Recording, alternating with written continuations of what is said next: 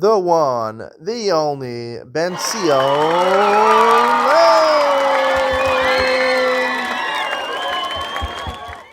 Good afternoon and welcome to Yeshiva YouTube Just Off It. As we continue with Gittin, afternoon number 50. Great share for you today. Talk a little more about the dinim of collecting from lands that's bnei chorin and lands that's meshubadim. Basically, if the debtor owes you money but he sold some of his land, or the question today is he gave away some of his land, what's the halach when you collect from that or not? Let's start from the bottom of Mem Tedam with Bay's last line, Itmar. Arev de Ksuva Divrei Kol Mishtabe. When it comes to an Arev, a mere cosigner, a regular cosigner of Ksuva, everyone agrees that he has no obligation to pay. If the husband defaults on his loan, on his Ksuva, he doesn't have to pay. The Gemara will explain a reason on Daf Nun Aleph. The Gemara says, Kablan de Balfo Divrei Kol Mishtabe. If it's a loan, not a ksuba, a loan, and you're a kablan. A kablan, we said yesterday, is a stronger type of cosigner. Basically, he already earmarks assets to give over in case the debtor defaults. Everyone agrees mishabed. He has to pay. If the debtor defaults, he has to pay. Arev the balcho of a kablan the ksuba. What about if you're a regular cosigner of a loan, or you're a kablan on a ksuba? That's a machlokas. There's one opinion that says Avagav the Leisley Nitz to the Lova Mishtabe. One opinion says, in both of these cases, even though the borrower or the man who's getting married doesn't have any of his own property, nonetheless the kablan or the arev is mishtabe, meaning basically he has to give over in case of default. The other opinion says when we say that they have to pay, right, the arev of a balchov and the kablan of ksuba, that's only if there was land originally at the time of the loan that he could have paid with, and then he lost it, right? In that case, then because he's only going to guarantee if there's a good possibility that the debtor could pay off. Otherwise, he's not going to do that. But even though the balchov or someone who signs the ksuba doesn't have land to pay at the time of the loan, a kablan of a ksuva and an arev of balcho are mishtabe. They do commit to pay. They have to pay. Bar ma'arev the ksuva, except we mentioned the one case. If you're a mere cosigner of a ksuva, the avagav the islay. Even if the person who writes the ksuva, the husband, has land, and then he loses it during the marriage, lo mishtabe. Right? He did not commit. It's not considered a valid committal. My time, mitzvahu the avad. He's just trying to make sure that the woman they should get married. If lo midi chasra. The woman didn't lose anything, right? The woman, by coming to marriage, she's getting a present for ksuba. She didn't lend out any money, so therefore he did not intend to commit to be an arev, and therefore he does not have to pay in case of default of the husband. Amar Ravina Tashma, trying to prove what Marzucha said yesterday. Marzucha said yesterday that even though we said in the Mishnah that when you collect from Yisomim, you only collect ziboris, only collect the inferior real estate. However, if that's only when you collect the ksuva after the husband died, if the husband and wife's marriage ended in divorce, in which case you collect from the husband, that you collect from beinonis, you collect from average real estate. So that was Marzutra's statement. So the Gemara tries to prove it once again. Amar Ravina Tashma Mikara, the Dakantin Yoser. What was the reason for that dakana? We mentioned yesterday on Mem Tedam and Beis. Yoser Masha Ish Rotze Elisha Isha Rotze Linase. The reason that a ksuba you only collect from ziboris is because marriage is advantageous more for the woman than for the man. So therefore, we don't have any reason to make sure that the Torah didn't mandate more than ziboris, because it'll happen anyway. If you'll tell me, according to Marzutra, the only time you collect ziboris is from the Yisomim, the reason is because collecting from the Somim, you're protecting the Somim, not because of Mikar Hadin, right? It makes sense that it should be for Ziboris, because women would rather get married, more rather get married than men. So the Gemara concludes, Tiyufta to Marzutra, Tiyufta, it is indeed a refutation of Marzutra, whether the husband is divorced or whether he dies, you only collect Ziboris for a Ksuba. Now the problem with this is that this reason is really the reason Rabbi Shimon. Rabbi Shimon is darshan the Dorish time of the Qur'an. He says, why midoraisa ksuba ziboris? because of this reason. He makes up a reason more than a man wants to get married, a woman wants to get married. We don't follow Reb Shimon halacha. So how is this a good proof? We'll talk about that in Ian with Ben Zion. Amar Zutra, Rav Nachman. Zutra has another statement of Rav Nachman, Mishmei Rav Nachman. Shtarcho vayotze al Yisrael.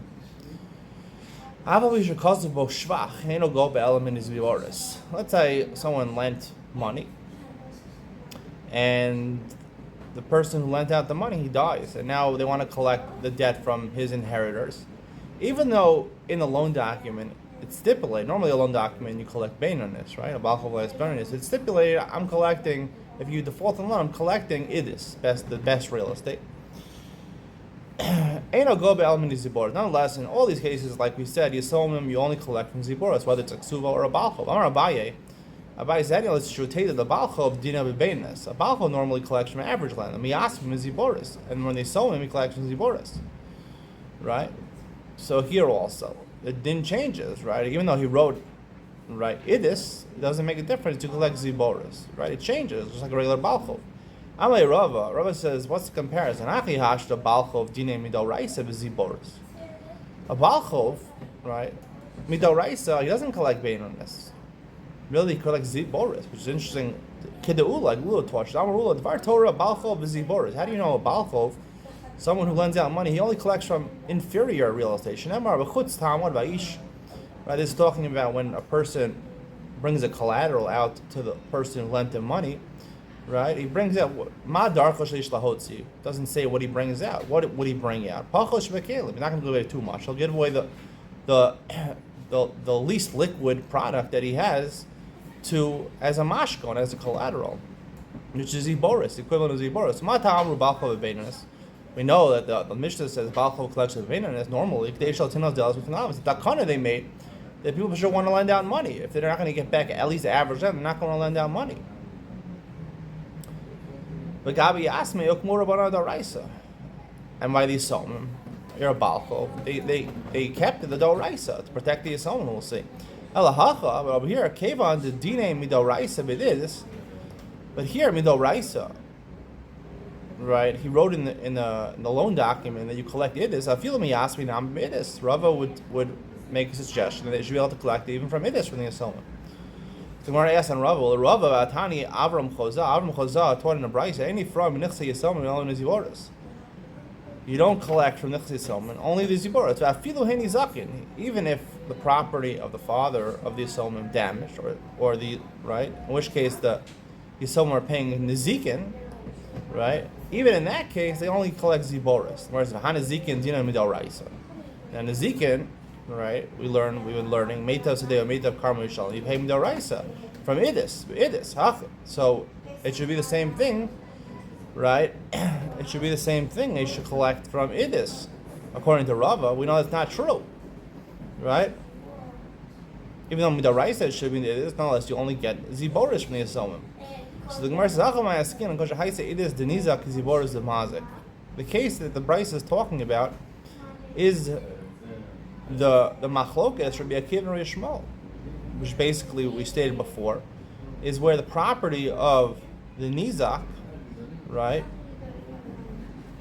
The property of the nizak, his superior property is the same as the worst property in the portfolio of the mazik. Is nizak is worth the mazik? Rabbi Shmuel, and this price follows Rabbi Shmuel. The Amar Midarais but the nizak shamin. Really, you value the nizak. His edis, which is a really ziboris of the mazik. But when they take it all, I'm talking about the mazik.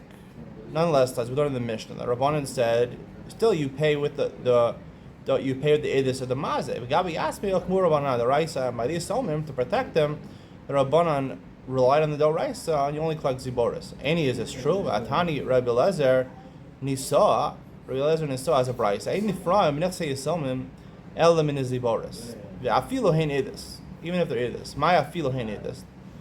Lava afal gab the chsiv idis b'shtar. Isn't like the case we said before, that even though it is written in the star, you would only collect from ziboros. Lo, Rava would retort, lo, my idis shafai idis. We're talking about a case, right, where the person had superior land. His most superior land was stolen, or an onus happened. It got blown away by the wind. It got ruined by the wind, by natural disaster. It flew away from Shafai, this good Rava. Amar Rava, his Ziboris, Gove Minaidis. Normally, if someone's mazik, even inferior property of someone else, you have to pay idis, like the Torah says, for Nezikin. Shafai idis, however, in one case where his superior land flew away, Gove Minabenanis. They're masakim, they're abundant. You don't have to pay your idis because you lost your best land, so you don't make use of another superior land. So you collect from average land. The Gabi Yasmi Al Kumar Rabbanan Adaraisa by Yisomim, since it's only their abundant to collect from Benanis, they were mokimin on Doraisa, which is Zivoris. Any from Nisa Yisomim element is Zivoris, and this just says you only collect from Zivoris. By Rav Achlavuya Barami. Yisomim Sha'amru, that's where we protect the Yisomim. They only collect from Zivoris. We're mokimin on Doraisa. You can only collect from Zivoris, whether it's a Ksuva or it's a Balchov.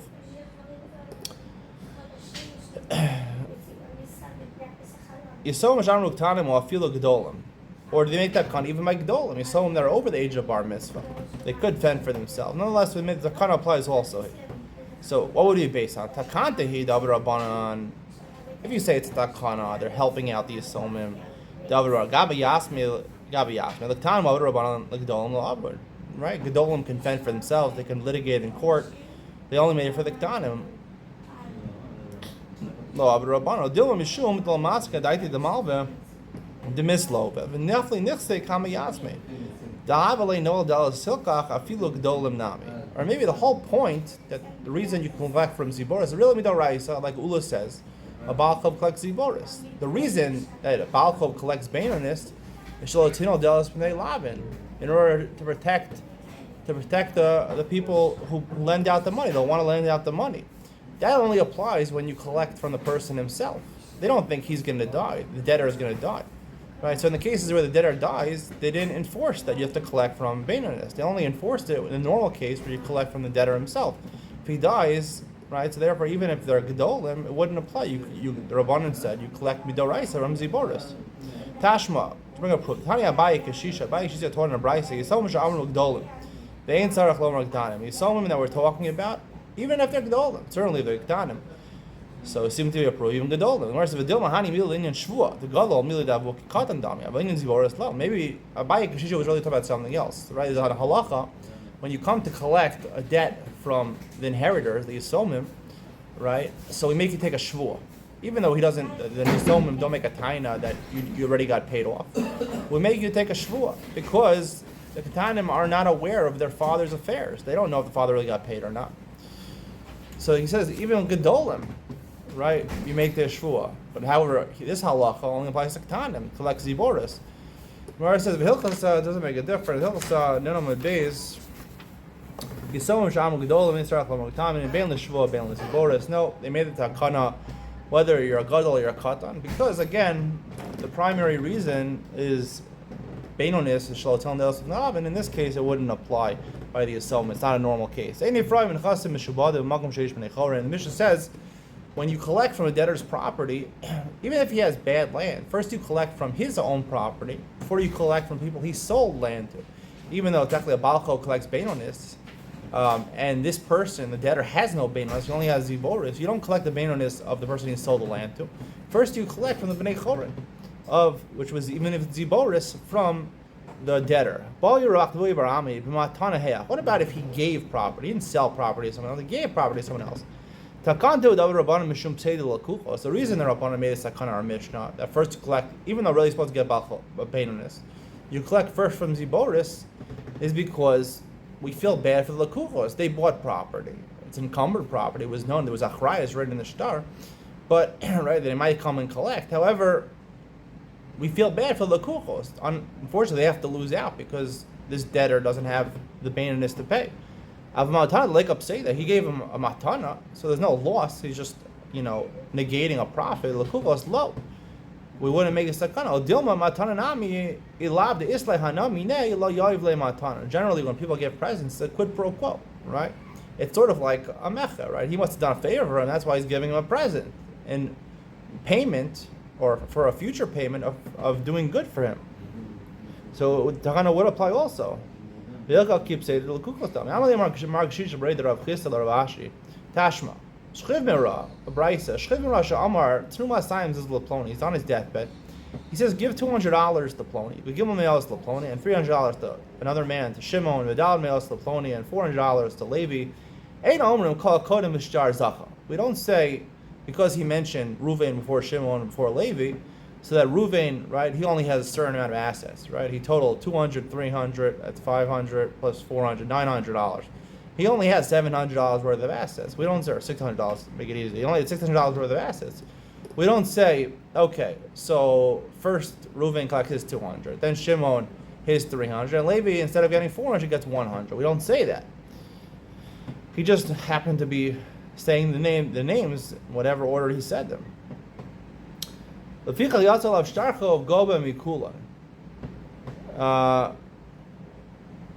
And what do you say instead? You say you have $600. You divide up three people evenly. Each gets 200. Actually, not even gets 200. You divide it proportionally, right? He has, right, 2 ninths, and he has 3 ninths, and he has 4 ninths. So you divide up the $600 proportionally. Therefore, Yatzalav Shtarchov Gove Mikula. If it turns out the person who gave this present to these people, he owed money to somebody else, you collect from all of them equally. Aval, or proportionally. But if he said, give $200 to this man, and after that, give Laponi, and then after the remainder to Levi, we do say, when apportioning the land, right? First name gets whatever there, and the second name, whatever's left, and the third guy, whatever's left. The ficha, and because it's in an order, so therefore, if the debtor owes somebody money that someone wants to collect, he collects from the last person. If he doesn't have any land, then you collect from the second guy. The second is you go from the first guy. It says in all cases, even though the first guy has baininess, the boss was Ziboris. Now, a Baal normally collects baininess. Here, the last person who got the matana, he has Ziboris.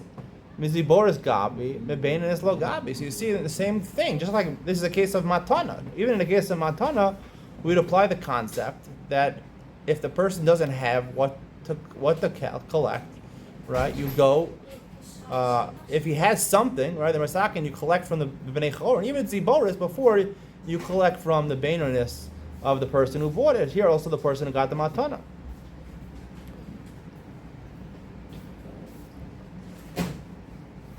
Shma'aminav matana na'ma rabbanan takana. You see what matana? They made the same takana.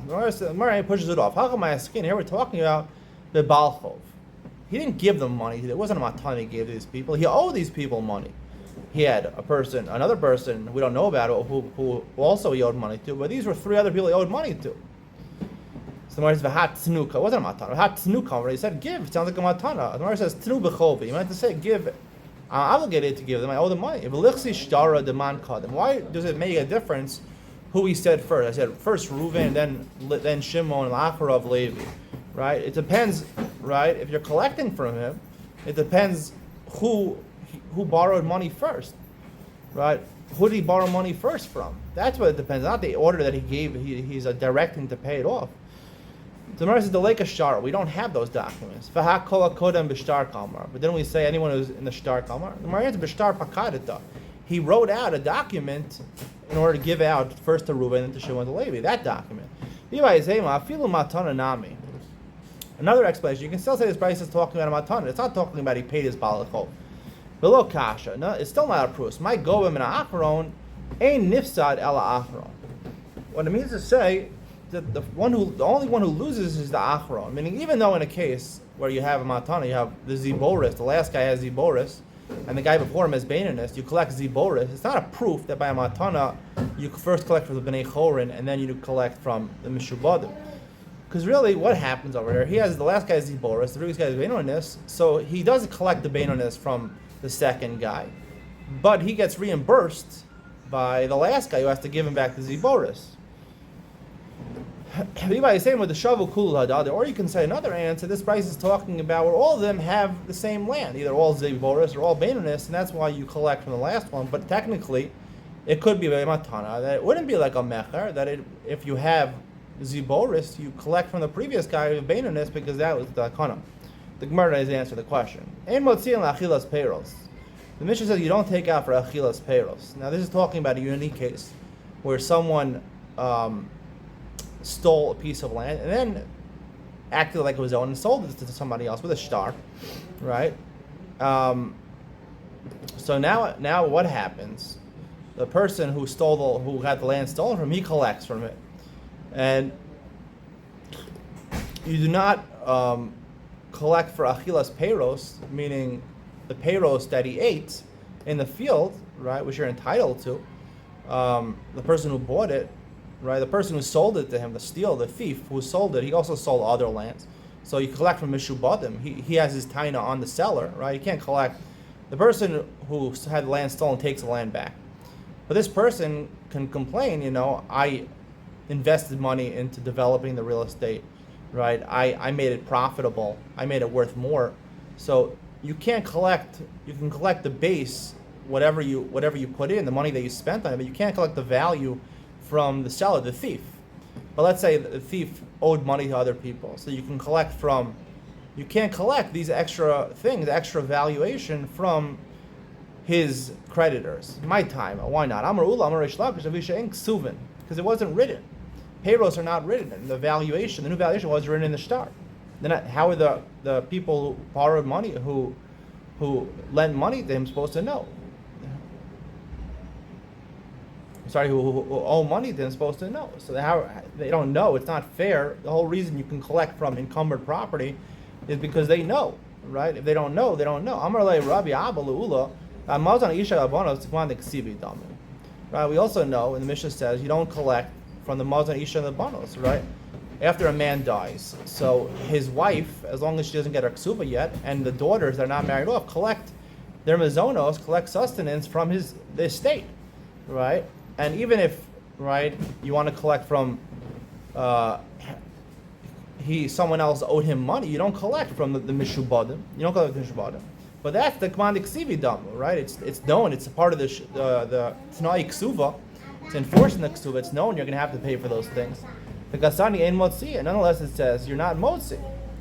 So that's not the reason ksuva. And I'm like hasa mikara haki itkun ksuva and hein. The takana they made, it was not really in the ksuva how much mazonos is going to be for the daughters, and we can't know that. They made it, it's like ksuva, right? Tonight ksuva kiksuva damu, the tanaim, the stipulations of the ksuva are part of the ksuva, we learn them ksuvos, only for the bnei chorim, but the shubadin, the people who purchased property from him, we don't say that. Harasi is the name of Yochanan, the same reason as Reish Lakish, because they're not ksuvin. Amalei Rizir Larasi, Hamot Isha Abanos Tekman Ksibi Dam, Tani Emotzi. Amalei Mikara Haki Yitkun Ksuvin Eitzel Benechor Vein Ksuvin Eitzel Mishubad. The same answer we said before, that the Tanai Ksuva is only considered like it's written for the Benechor, but not for the people who bought property from the estate. Rabbi Chanina Amar, Lefi She'ein Ksuvin. I think there's a different reason. The reason that we're not allowed to collect these things is not because it's not written, because it's so much. The payroll, because valuation could be so much. He put in a little bit of renovations. He made the real estate worth so much. It's an indefinite amount of numbers. So therefore, they never said it's not fair to be able to collect from the people, from the people, from the mishubadim, from the encumbered property. Meaning, if he doesn't have what to pay, to go collect from the people he sold property to. It's not fair. So that's why. We'll talk more about these two reasons tomorrow. Stay tuned for Yomi Ben Sion, where I try to answer the question I brought up in the beginning of this year, that the Gemara paskins that when the ksuvas isha, not like Marzutra from yesterday, ksuvas isha, whether the husband divorced his wife or he died, in both cases, he only collects ziboris from the Yisomim, or from the husband. Even if he was divorced, he only collects ziboris, even though Marzutra wanted to say he should collect baininess. I'll tell you what the Gemara says, the question on the Gemara, and how I resolved that question. Yomi Ben Sion coming up next.